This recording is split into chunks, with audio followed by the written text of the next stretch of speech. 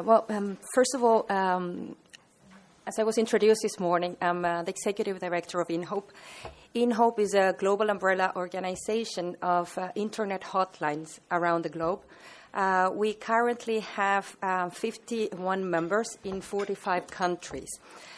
It's a real honor to have the opportunity to speak today in front of you, and also, as my previous speakers have pointed out, to talk about MEPs, to talk about policymakers, and to have the opportunity to tell very briefly what we do and actually how we can work better. I think it's, as the previous speakers have pointed out, we are dealing nowadays with an ever-increasing amount of child sexual abuse material online. And what we see every day is that violations to children's rights are taking place both offline and online.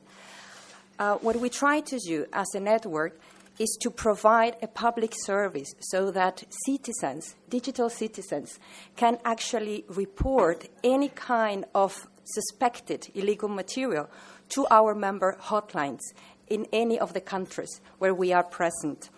The task we do, it's in this sense, is basically providing a public service and also providing the opportunity for many people who might feel actually afraid, probably, to contact the police and just go and say, look, I was confronted with this, because it can carry issues that people might not feel safe just going to the police. They might feel like, whoa, if I talk about this, if I said I was confronted with this, if they find out that I found something, I might be actually presumed of being guilty of doing something. So it's important also to offer the public the opportunity to report this kind of content anonymously and in a way that allows them to actually provide this information, not to keep it to themselves, and also to do something about it. So it's very important. I mean, the service that we do, it's also a way of empowering citizens to take also their responsibility and do something about these horrendous crimes.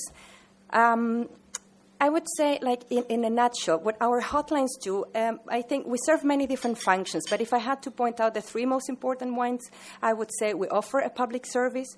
We also support law enforcement in their work, and this is really, really, really important, because as Cathal mentioned before, they really don't have the means to deal with it.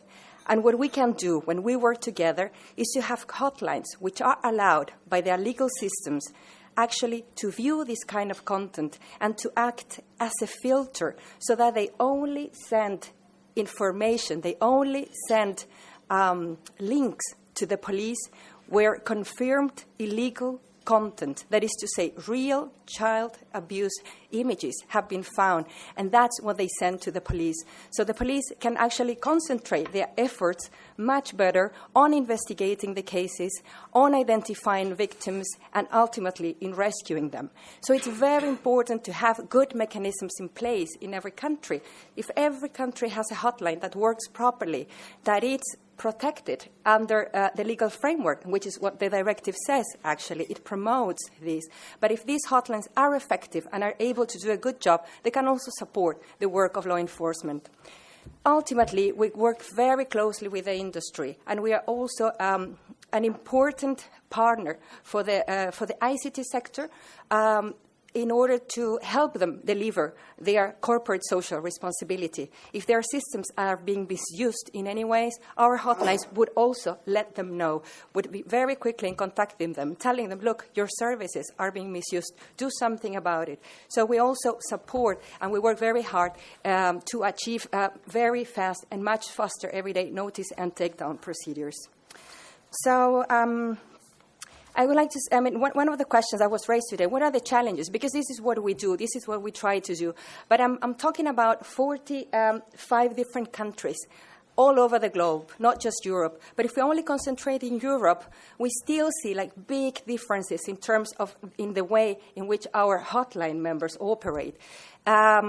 we try to make them, we develop best practices. We try as an umbrella organization to support them in all ways we can so that they can deliver a good job.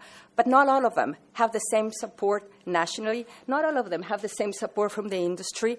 So it's important also to provide this support so that this work can be done right. And now I would like to read to you a couple of questions. And I think it's very important from the point of view of our member hotlines to that we reflect on these.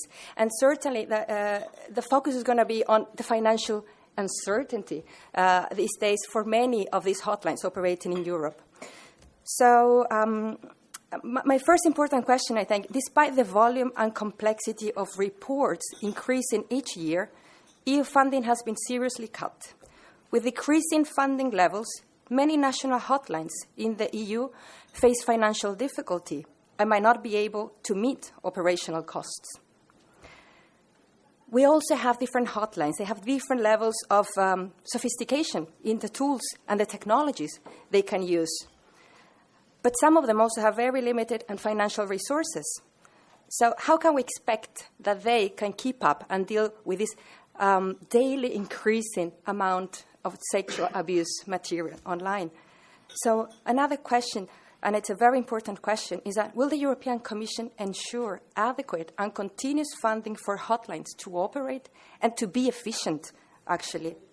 How does the Commission, the European strategy for a better Internet for children, actually match the funding that is being provided? This strategy is very ambitious, but actually what we are seeing is a shift from grants to tenders. And I wonder, is this really the most effective solution? What happens if a hotline doesn't get a tender? Who will do that work? Who will continue doing that?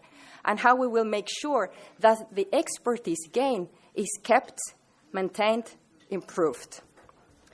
As we are soon approaching the implementation reviews and reports of the Commission and the Parliament on the directive on combating the abuse and sexual exploitation of children and child pornography, shouldn't the strong words in this directive be matched by the allocated budget? Finally, as on this issue, the portfolios of DG Connect, DG Home, and DG Justice intersect. Shouldn't there be more alignment in policy and focus on impact?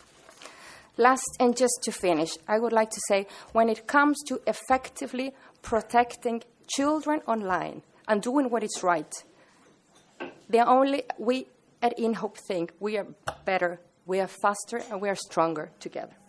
Thank you very much.